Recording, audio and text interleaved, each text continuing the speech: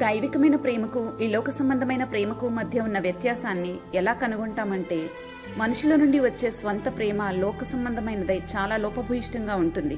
ప్రేమ అనే పేరుతో ఎదుటివారి మీద పెత్తనం చెలాయిస్తూ వారి స్వాతంత్రాన్ని హరిస్తుంటారు.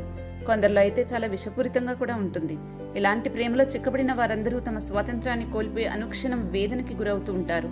కానీ రోమా 5:5లో రాయబడిన ప్రకారంగా పరిశుద్ధాత్మ చేత దేవుని ప్రేమ మన హృదయాల్లో కుమ్మరించబడినదైతే ఈ ప్రేమ చాలా త్యాగపూరితంగా ఉంటుంది.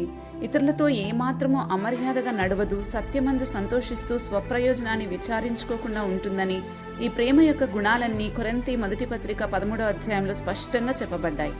ఈ లోక సంబంధమైన మానవుని ప్రేమ ఎదుటివారిని ఇబ్బంది పెడుతుంది, అంతలో కనబడి అంతలోనే మాయమైపోతుంది. కానీ దేవుని ప్రేమ నిత్యము నిలిచి ఉంటుంది. దేవుడు మన హృదయాలలో కుమ్మరించిన ప్రేమలో ఎంత శక్తి ఉంటుందంటే శత్రువులను కూడా ప్రేమించగలిగేలా చేస్తుంది.